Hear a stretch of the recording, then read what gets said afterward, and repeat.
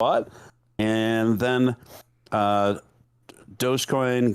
didn't get introduced to me until maybe about a year and a half ago. And then I just kind of kept an eye on it because I just thought it was exciting and had some very unique potential to it that just kind of fascinated me. And right around the time it hit that 2 penny mark, right around there, I said, gosh, I can't sit on the sidelines any longer. And that's when I sprung in and bought my first big bag of Doge at 2 cents. And I just kept buying in thereafter. And then I just kind of Oh, and I have myself playing in the background. Okay, this is deeply professional, as you can tell. So I've got a new camera, which you can't see yet. This is my old camera. I also have a new light, so that's exciting. So, Stephen Steele is a long-time Dogecoin YouTube podcaster. So, as you may be aware, he would rather not be on stream, so that's why we're not going to have him on stream. But he's going to be talking on stream with me. He's also a big fan of another currency, which we'll be talking about in the middle of the interview. I have forgotten to, in any way, have my notes up. Having written detailed questions, it helps if I have them. There we go. Great. So, I'm going to call him, and then we will jump in. That is technically ringing. Let's see how this goes.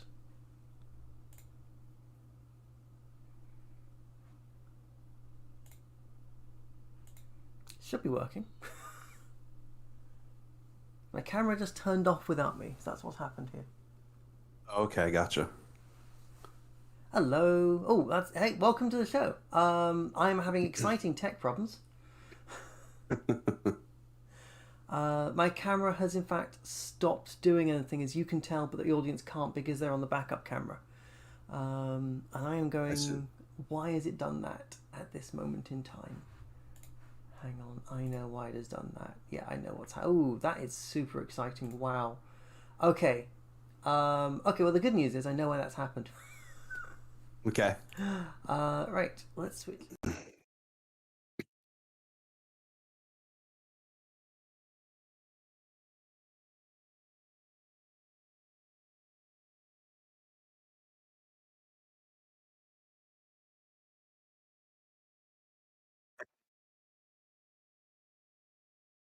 Okay. I am present.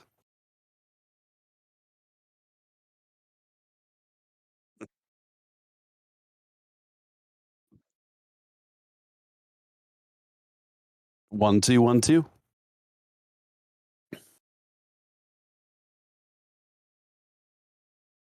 Okay. Okay. Wow. We've actually got questions coming in already. Can you see the questions?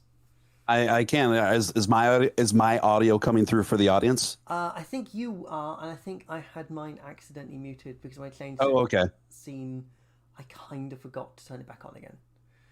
Yeah, they're just saying audio is back. That's just the lag kicking in. Right. So I'm going to come back with the audience questions. So Ninapen, I have seen your question. I'm going to add that to the bottom of the list. So we've got that for the end. So, you know, we both seen the script. He says, ruining the fourth wall entirely, just wrecking ball straight through that fourth wall. I meant to be looking at the camera. See, totally professional here. See, this is, I shouldn't be on video.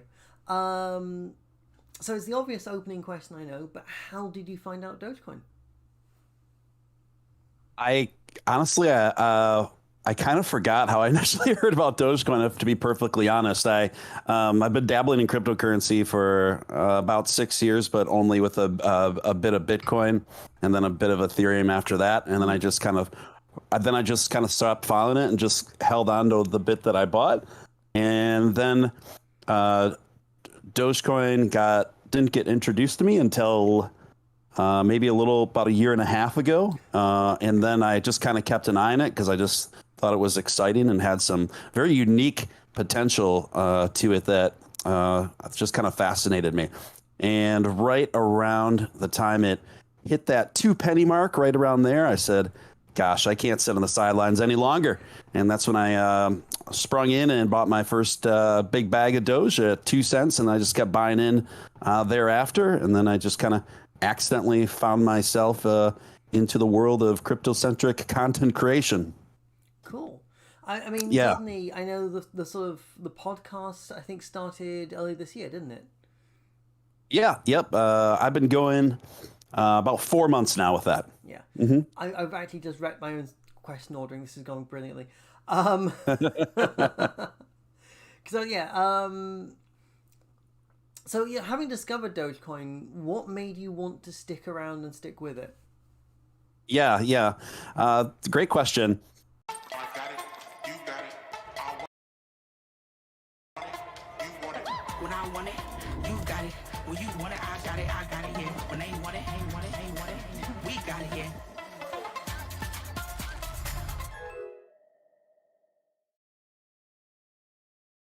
The best gear helps you win. Invis is faster than races. Invis is the most advanced aligner system in the world. Invisalign clear aligners give you the confidence to win. The new total support pouch from Haynes can help you achieve balance. Vista mesh panels for perfect separation and support. Secure. Separated. Supported. Find your balance with the new total support pouch from Haynes. So secure. I often forget I'm wearing underwear. I still am.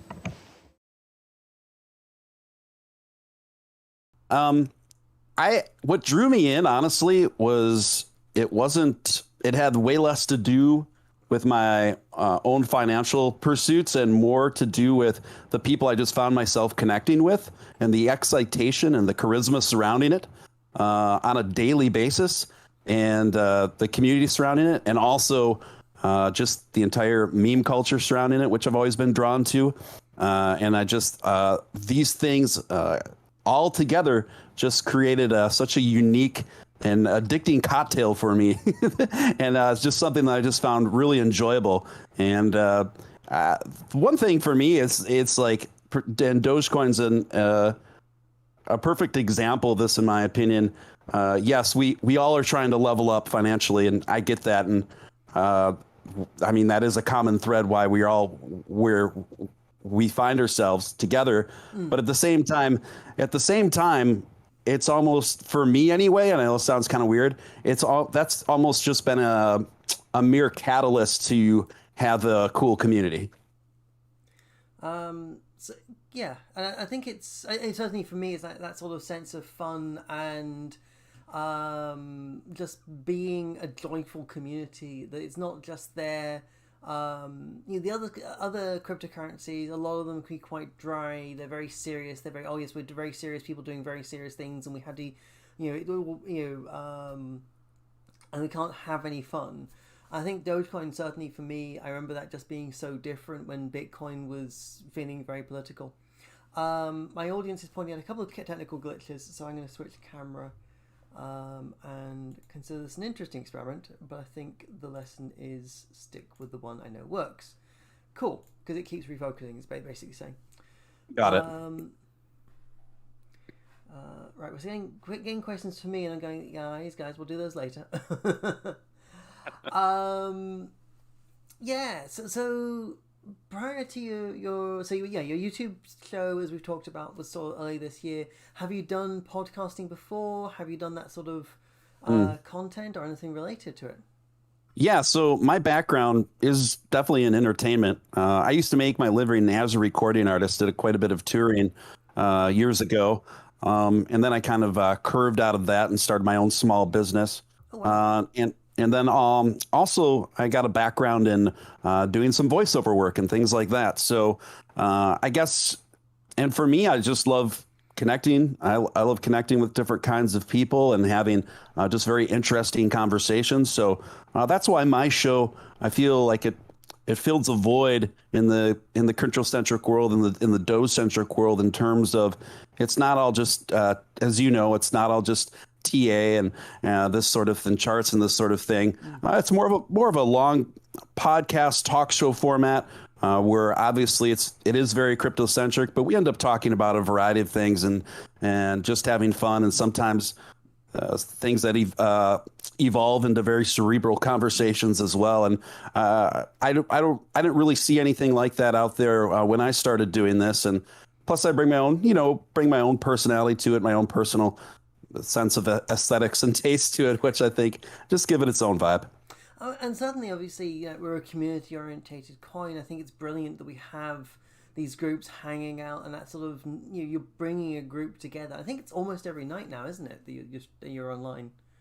Yeah, nearly nightly. I do take nights off here and there. Sometimes I'll go 2 or 3 nights off MIA just to have some time. But overall, yeah, it's for the most part you can catch me on average about 5-6 nights a week on there. Yeah, and. Another thing too that a function that I think a show like this, an important function rather that it plays, and I was just talking about this with one of my frequent co-hosts, Nick Balls, is even when the market is either just going sideways for a while or if it's bearish, it's important. It's even more important there that there's somebody just kind of coming to the mat night after night and giving folks a place to go where they could still connect and still feel enthusiastic about a community, even if whether the market's going well or poorly. I mean, and I think I see that a lot with my coding streams actually too. That a lot of them are there to show someone, hey, that this is happening. Because I think there can be very extended periods of sort of dead time otherwise, where people don't understand what's going on. I did actually see a really good question. I'm going to add this into the end and come back to it. Which they're asking about how you would deal with the toxic community members. I have my own answer to that, but I want to ask that for you. My audience is chasing me to put the hat on. Do you mind if I step away from the keyboard a second just to grab that? By all means, put it on, Ross. Yeah. All right. Great request in the chat. What you can't have a Ross Nickel stream without the legendary hat. But good to see you guys. I see some of my regular viewers in the chat as well. That's awesome. And to you new folks as well. Yeah, there it is. There it is. I love it. I love it. I mean, there's a lesson here which I clearly need to keep it next to the computer and not in a different room. That's the mistake they made. Yeah. But, experimenting with the look, seeing what works, and people go, no, you need the top hat back. I was okay, well... They won't let you live without the top hat, man. I can see why, though, man. It's very dashing on you, sir. Iconic. I think let's go with iconic. Yeah, whether you like it or not, I think it's going to be very closely tied to your branding. Yeah, cool. Yeah. Oh, so you were talking about having run your own small business. Can I ask about that? What was that? Well, I still have it, and I deal and restore vintage furniture and home decor, things of that nature, predominantly specializing in things from the 40s through the early 70s, I'd say. Mm-hmm. Wow, that's...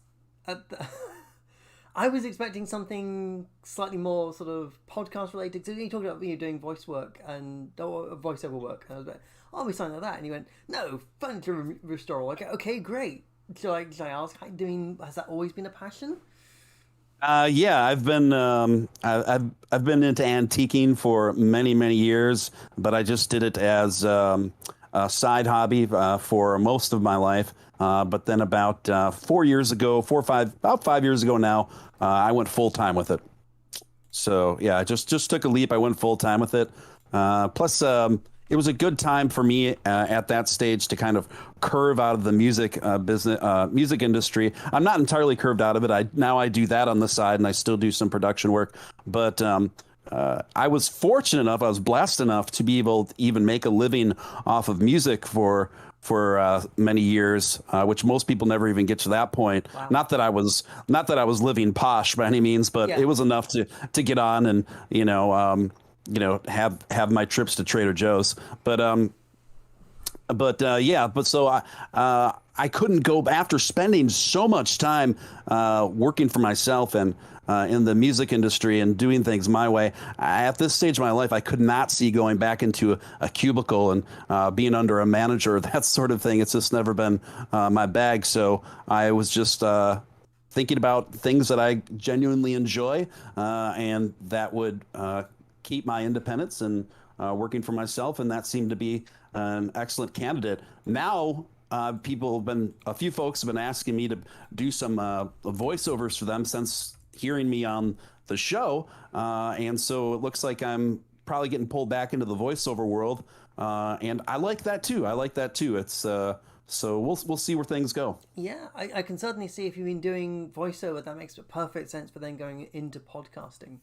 Yeah. I have a controversial question I have to ask, actually, just Yeah. of personal curiosity. I mean, obviously, you hear your own voice. Everyone hates their own voice. But do you ever get used to it? Do I ever get used to my own voice? To hearing your own voice and go, and do you ever get used to that? I wouldn't say I get used to it, but I've gotten more used to it since I've been since I've gotten so active, almost full time with my YouTube channel. Yeah. Because when I make the video edits from the show for the videos that I put out during the day, well, that includes a lot of editing in my headphones, so I'm forced to hear my own voice every day, even if I don't play back my own episodes. So I wouldn't say that I'm used to it. Sometimes I even cringe at hearing myself. I mean, I don't mean to sound like this super announcer guy. It's just how my voice is. You know what I mean? So I thought this was an incredibly carefully polished presentation, because when he said voiceover work, I went, oh yeah, that's why he's got exactly that voice. He knows the right tone to be using. That makes perfect. My name is Tony, and I'm a storyteller. When I was younger, I read stories about outcasts, and getting to see them succeed made me feel like there was hope for me. Something that's really important for me is telling diverse stories. Windows and Intel help me do that my way. I take my stories and I connect them with lesson plans to help kids love themselves a little bit more. If we want new stories, they have to be told in new ways by new people, and I feel really happy when I get to do that. Perfect sense. And then you go, no, this is just, I go, oh, fine. yeah. Yeah, but I guess the short answer is I've gotten more used to it, but there's still that awkwardness there. Yeah. Yeah. Okay. I'm glad to know it's not just me. Absolutely not. Absolutely not. So we've kind of covered a lot of this actually about so I'm rather losing track of which question I'm on. And just for the audience, I am seeing lots of questions. I'm pulling them aside. Stephen, if you've actually got the question sheet, you'll see them pasting them in at the bottom. Got it. If you want a bit of a forewarning of what I'm going to get to. But it's some really good questions. Keep them rolling. So how has your experience been so far with the podcast? And do you have a favourite moment from the show? A favorite moment from the show? Your show, not mine. Okay. Well, my experience with it has been great. It's been really enjoyable and really rewarding. A lot of work, but rewarding work. And I like I said, I accidentally kind of found myself in this space doing it, and then I just kind of felt like I just felt almost compelled to step up and fill what I saw a void within that community. So. And it's just been it's been really cool building that out so organically day after day. Favorite moment? I mean, not to blow smoke up your arse, sir, but it's always great to have you on. And my audience loves it as well. But I just find you to be incredibly pleasant and definitely more intelligent than me in a lot of ways. So it definitely helps up my game. But other than yourself, I had a fellow that runs a very popular Twitter account just under the moniker Satan, and he came on with like a voice augmenter and a very low register, and that was pretty fun. That was about a month ago. Oh, I was really hoping he wasn't even doing. So I have for someone who has a slightly high natural speaking voice, I have a very bizarre range, so I can go. Hang on, can I do this? I need something really dark and evil to say. Oh yes, do any good every day. So I was just hoping he was doing that, but just in his own voice. Or yeah, it will wreck my vocal cords if I do that for any length of time. I can also do the high pitched version for that, but I have to get a lot more drunk to convince me to. Yeah, yeah, yeah. That'd be a lot to keep up for any sustained period of time. Yeah, I think half my audience just went. Yeah, in fact, there we go. Commandy going. What was that? Yeah. Evil Ross is here. I'll get a mustache and you can tell the difference. That's how that works. You kind of sound like when, I don't know if you've seen the film The Lost Boys, but when you turn into like a vampire form, what your voice might augment to like a rabid vampire. I have seen the film, but a long time ago actually. Yeah. Actually, there's a complete random aside. There is a Lost Boys themed pizza place in London I keep meaning to get to. I need to do that one day. Chat, don't let me forget. The obvious thing to do, vampire themed pizza place. So Blackberry is asking, what will it take? Oh, let me put that question at the bottom. I shouldn't be jumping into questions halfway through, but yeah, that's one for me. I thought. That's one for me. If I can get the copy and the paste to work. Blackberry, I can't copy and paste a gate. Oh no, I got it. There you go. Nearly just gave up, but I got that in the end. There we go. I can't use text editors. This is going hilariously. Cool. So I have a favorite question. Yeah. I do have a favorite question. When you become an adult, no one ever asks, what is your favorite dinosaur? And so I like to ask, what is your favorite dinosaur and why? My favorite dinosaur. That's a really good question. I would have to just say, I just have to go with the pterodactyl Rex, I suppose. Just because it's a bit vicious, but it's also inadvertently funny to me. What with the sort of tiny arms? Yeah, of course, of course. That's what's funny about it. It's just like it's so incredibly vicious, but at the same time, it's so easy to laugh at. It's this has always been the thing. Like you have the T-Rex. It is this huge predator, but then you have to go. Actually, T-Rex, is it even going to care about a human? Like, right. It feels like you wouldn't. Unless it's really hungry, it's just me looking for bigger prey. So I've always found it very interesting. I think it's a very conventional sort of interpretation of it. I think it'd be amazing to see one. We need an actual Jurassic Park. There we go. It's a flawless plan. Can't see how that could go badly at all. So this one's going to be interesting because this is the first time we're going to talk intentionally about. Oh no, the second time we're talking about a different currency, I suppose technically. But the first time we talked about a token on stream. I know you're a fan of Australian Safe Shepherd. Do you want to tell me a bit about that token? Sure. So it's amazing to me. This is I inadvertently caused I wouldn't say it was a small level of controversy through this, which I was just interesting to observe, put it that way. So how this began was Billy and I were just messaging back and forth, and then we both realized that we both bought a little bit of Australian Safe Shepherd to be just because we thought it was funny, and then we were both just kind of got a really big kick out of what are the odds that we both just picked up threw a little bit of money at this thing. It was just weird because we just simply because we thought it was ridiculous. So then go ahead. Yeah, no, I think it's I do remember actually seeing it. I'm so used to just looking exhausted at all the sort of dog themed coins that came out at the same time.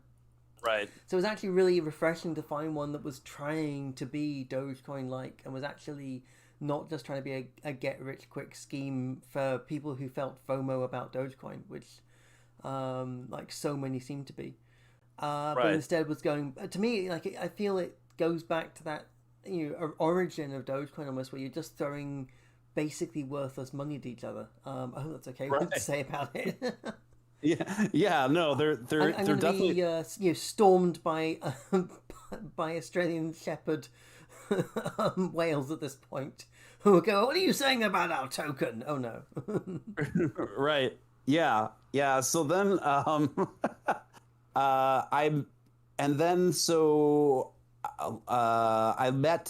was introduced to Liv, the founder of Australian Safe Shepherd, through Billy. And then her and I just got on really well, and we just started communicating a lot as friends. And then I gave her her first interview, and I, like anyone that's starting up a project or even has an established project, I try to conduct the interviews anyway to the best of my ability and make sure I give everyone equally as hard of questions and tough questions. And I really gave it to her out of the gate. I just said, and the thing I found most refreshing was I asked her, I said, there doesn't appear to be any utility. What's the game here? Like, what is the utility? Where do you see this going? She says, oh, there's no utility. I started this as a joke, and it just caught on a lot more than I thought it was going to. So now I'm still trying to find purpose for it. So, and I found that answer to be remarkably refreshing compared to what you typically hear in a BSC market. Yeah. And I don't know, I just found that refreshing. And I also, more I learned about her branding behind it. She purposely named it Australian Safe Shepherd, obviously for not only for the obvious acronym, but kind of out of a parody of so many dog theme tokens that started popping up. So it was almost like making a parody of all that. Mm-hmm.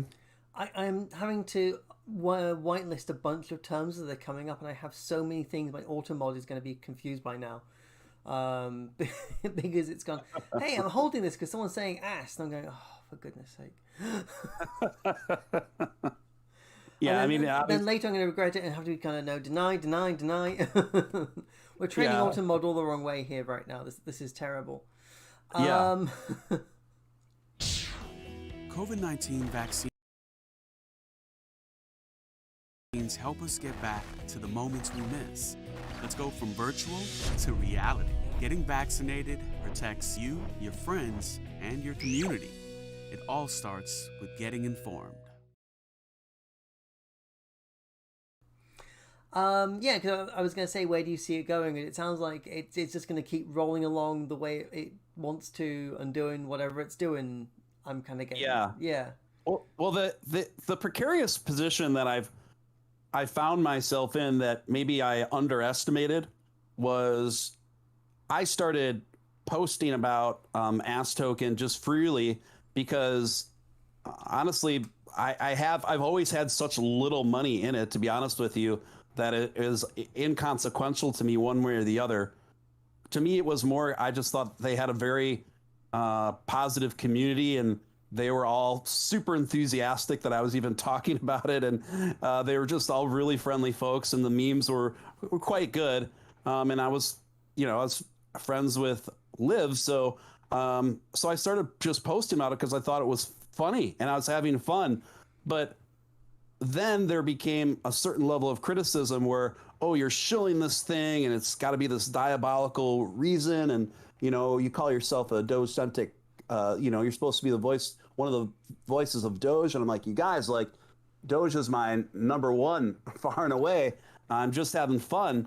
But some people didn't see it that way, So, to be fair, people's money is on the line when they put money into things. So I guess it's a balance. I've tried to do my best at being as open as I can about it in terms of, listen, as far as my perspective on BSC's, Ross, it's always been the same. And I've always shared this opinion on my show from the beginning. I'm not entirely against, like some people, I'm not a purist. I'm not entirely against investing in BSCs, just as long as the investor understands this is a very high risk, high reward game. It's a much higher risk game than even what an investor would experience in the usual coin market. So, and obviously, I always say, don't invest more than a sliver of your portfolio into these kinds of things. Some people risk it for the biscuit, and they and it ends up working out for them, right? And that's more power to them. But I just think what's most important is that the investors know what kind of game they're getting themselves into. That's what I find most important. I think chat is obviously going. Do you see a token succeeding? And I don't know if I have an answer to that, honestly. But I think that's yeah. I mean, it will be very, very interesting actually to see where the sort of the tokens go from here. Like, we have all the governance tokens, like there's now thousands of them, and it's very interesting to see there's just so many. And I wonder if anyone realistically manages to track all these different governance tokens, and then all these different just so many, and whether some of them will converge. I wonder if you might see some of the governance tokens starting to merge together, in fact, to give us a slightly less broken down ecosystem. Not broken down is the wrong term, but overly differentiated ecosystem. But then I suppose the counterpoint is you have so many shares on different exchanges around the world. They all have their own board meetings, so maybe with the governance tokens. And in terms of other tokens, I think it's down to that token to make itself valuable. I do have specific concerns about some chains. Like, I am a bit like, if it's all actually run by one company, how does that work? But that's, I think, a more of a existential question than. So, like how my notes here said, this is all going to be kind of fluffy, and I just used the word existential. Let's move to a lighter topic, and then we'll move to the audience. Also, I think that there's opportunity there for a few to make them, and I haven't seen it. I haven't seen it fully realized. We haven't seen a real proof of concept of it yet.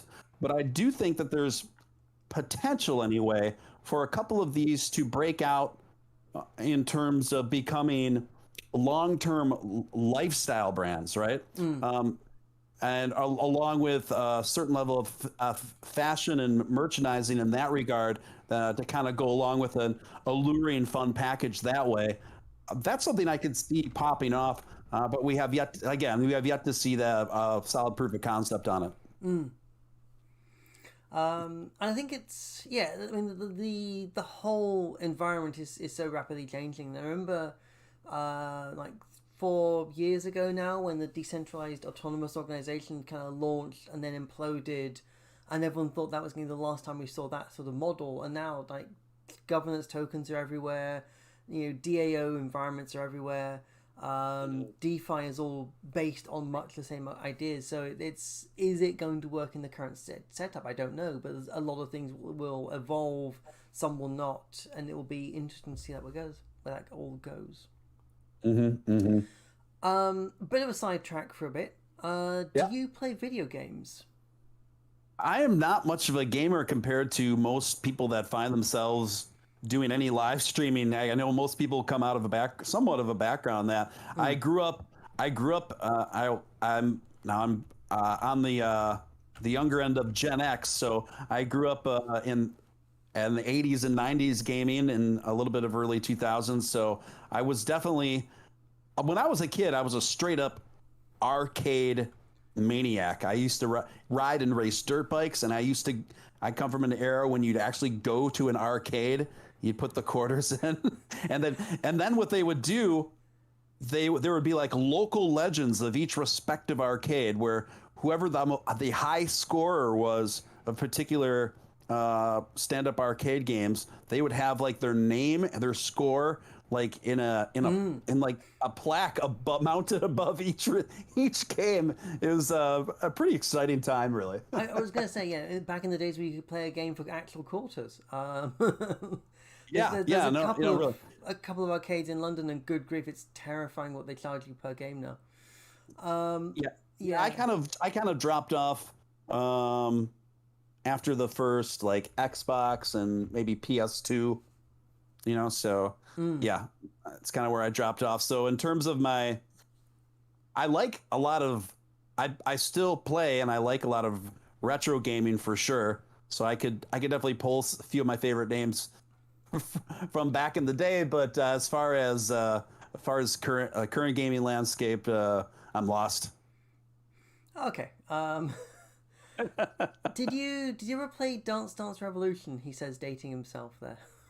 I did play Dance Dance Revolution. I'm glad it's not just me. Excellent.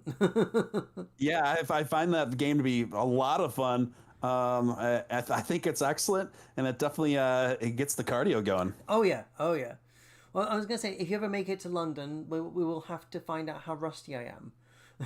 I really want to have a dance off, but I know I haven't played it in years. It's gonna be a thing. Like, it's gonna be awkward. Are there places that still have Dance Dance Revolution games, or the updated version of it? There was last time I went to an arcade in London in the before times. Yes. I should do the voices more. I really should. In the before times, there was definitely. I think it was next to. There's an aquarium, and I remember there being an arcade next to it that had I think one arcade machine, but it was like a 2-player Dance Dance Revolution game. I actually had my own metal dance pad at home for a while. Obviously these days, like, everything is now Kinect based, or you get Just Dance on the Switch. I'm a little sad the Kinect never really quite worked to its own promise. Yeah. So it's a bit of a dark question. But what are you looking forward most to doing once this pandemic is over? Good question. Yeah, very interesting question. It's okay if it's like go to a cafe. Yeah, that's just it, right? In light of the circumstances we find ourselves in with the current restrictions, what we've been, especially for the duration that we find ourselves in, the simplest of things become the greatest luxuries, right?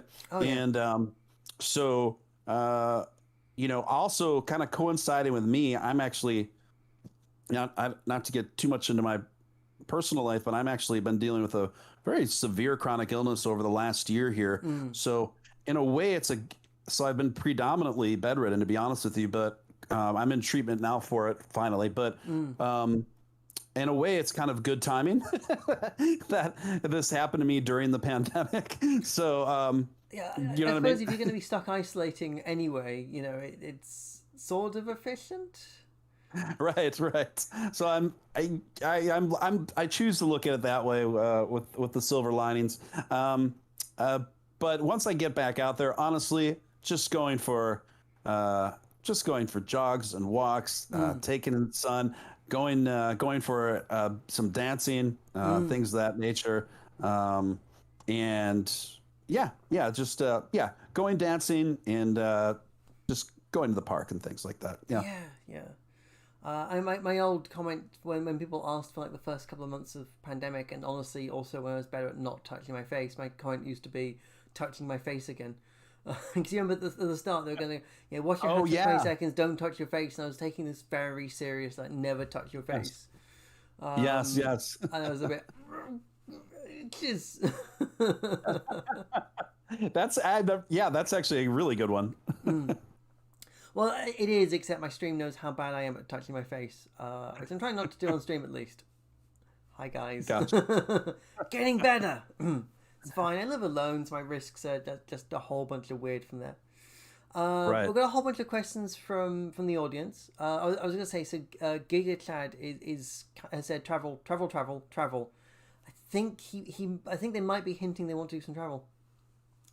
Subtle. Yeah, I don't know how you deducted that, but yeah. Yeah, I mean, I've been practicing Clue ahead of playing that with Froggy tomorrow, so it's clear that deduction skills just being sharpened up there.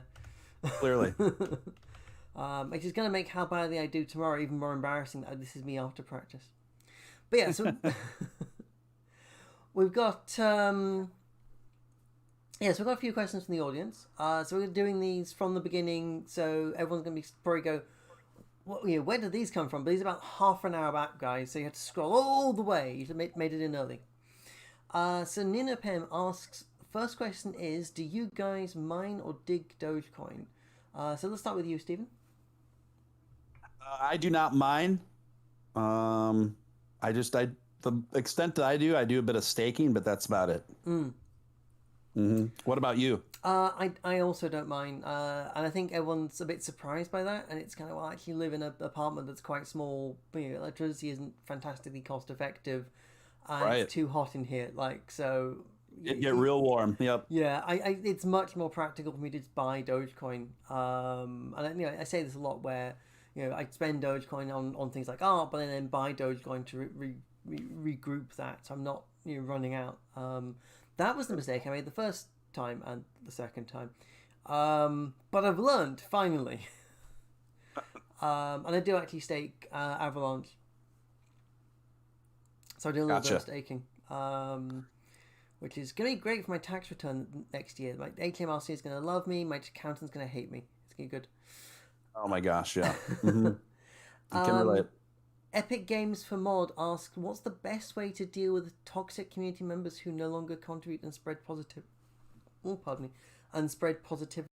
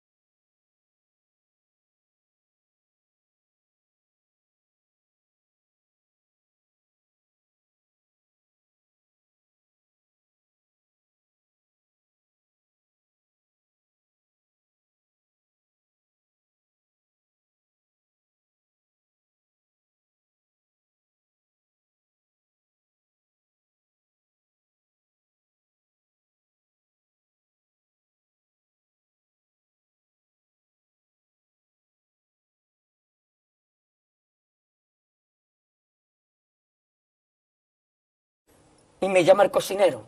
Risita, ¿qué? Ve por la paellera. Venga, que las 2 de la tarde ya están aquí. Miren, bañador, en las chanclas. Todo despeinado porque no me dio tiempo nada ponerme las chanclas y el bañador. Voy a la playa, había subido la marea.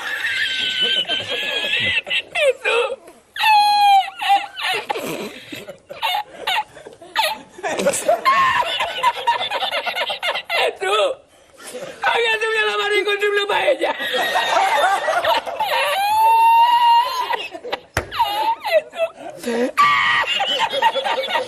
Y la encontré porque estaba la paellera agarrada metida entre las piedras de Chipiona, del faro. Y cuando entro en el restaurante me ve el cocinero con una paellera y adentro la vende paellera.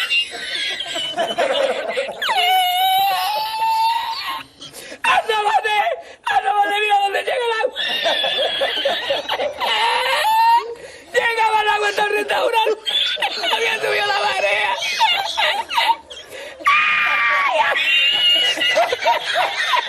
Jesús, ¡ay, qué hacemos ahora! Con los 2 sacos de arroz. ¡Ay, llama para Sevilla! ¡Llama a Sevilla que traigo paella!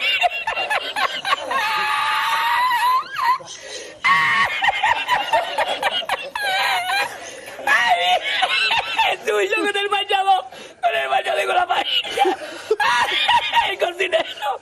No vea, para Sevilla. Y al último, que cuando ya salió la bien de regla, estamos llorando los dos.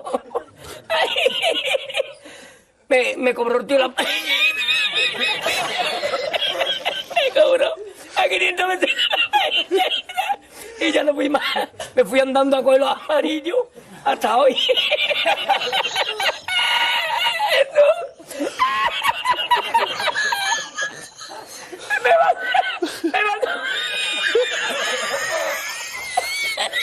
Me mandó por la noche, había bajado más el agua y por la mañana había subido. Cualquiera estaba donde está la paellera, ¿sabes? A lo mejor está en el barco ese del petróleo.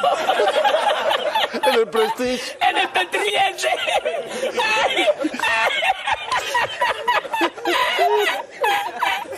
Y ya no otra vez más la cocina. Ya aborrecí la cocina. ¡Ay! ¡Ay! ¡Ay!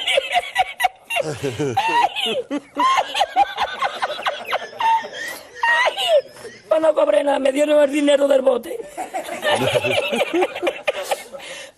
¿Había mucho dinero en el bote? Lo que me echaban y el dinero de lo que gané, me cobraron 20 paelleras. A 500 caras, pues viste lo que me llevé yo para Sevilla. Ay, ya aborrecí la playa.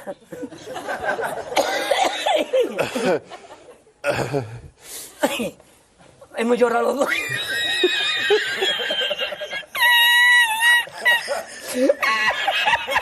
Ya está, tú, no es para tanto, yo.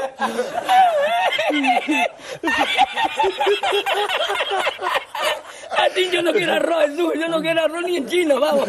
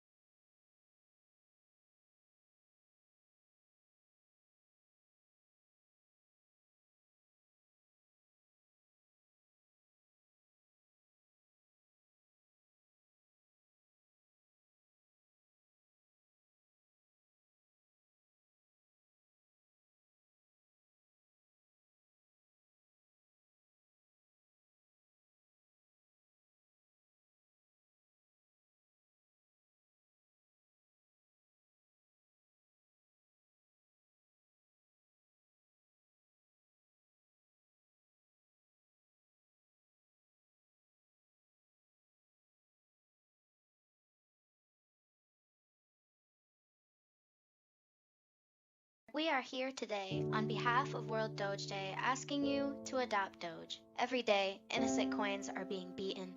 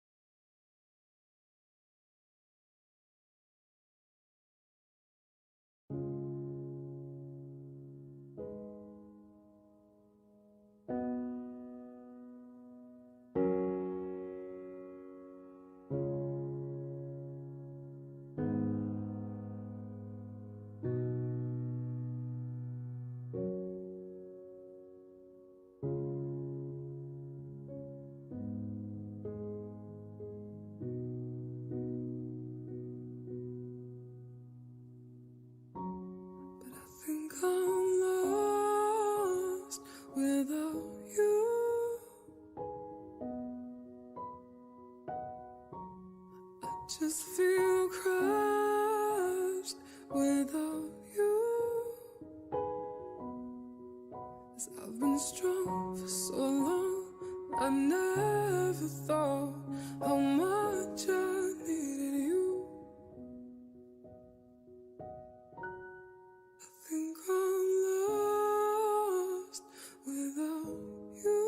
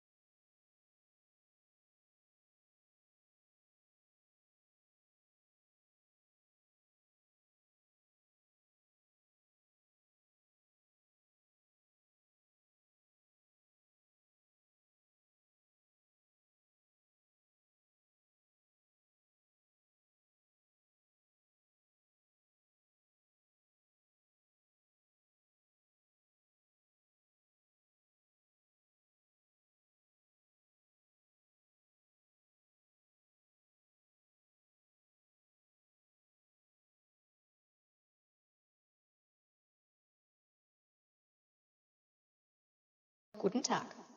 Heute, am Wdoged-Tag, bitten wir Sie von Herzen, einen Doge zu adoptieren.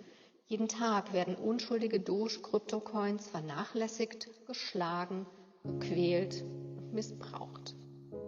Bitte besuchen Sie unsere Internetseite, die Sie auf Ihrem Bildschirm sehen, und senden Sie uns eine E-Mail für nähere Informationen, wie Ihr Unternehmen und Ihre Firma Dogecoin adoptieren kann. Wenn Sie sich dafür entscheiden, Doge zu adoptieren, helfen Sie mit, diese Kryptocoins vor ihren Quälern zu retten. Dogecoin kann verwendet werden, um medizinische Versorgung, Nahrung, Unterbringung, Kleidung, Kaffee, Autos, Schmuck, Computer, Mobiltelefone und Liebe zu kaufen.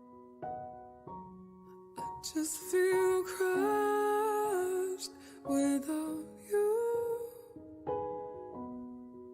'Cause I've been strong for so long, I never thought how much I needed you. I think I'm lost without you.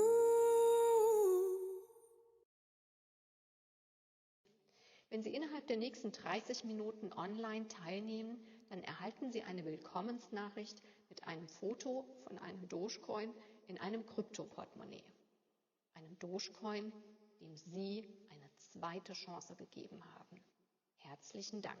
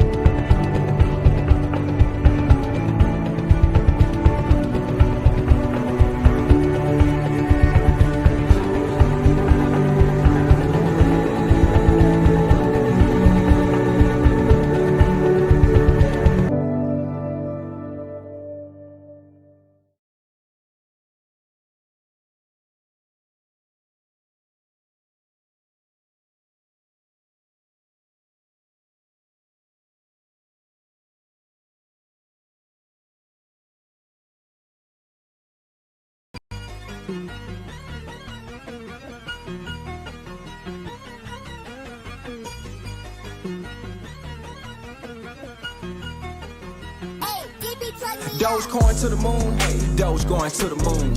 Dogecoin to the moon, Doge going to the moon. I got Doge in my wallet, transfers and deposits. I just bought a spacesuit, we taking out like a rocket. Dogecoin to the moon, Doge going to the moon. Dogecoin to the moon, Doge going to the moon. I got Doge in my wallet, transfers and deposits. I just bought a spacesuit, we taking out like a rocket. I got the Doge, I bought it depending though it was below. I still be buying the dip. Weak hands already done sold. Me, I just buying whole. Cause I know where it's about to go. I got diamond hands, I won't panic sell. Cause my average price so low. When they take a dip, I just average up. I'm trying to accumulate more. I remember hearing about Dogecoin when it was .004. Stop hating on Doge, you a peon. We already endorsed by Elon, Mark Cuban and Big Snoop Dogg. We hitting the dollar and beyond. Dogecoin to the moon, Doge going to the moon.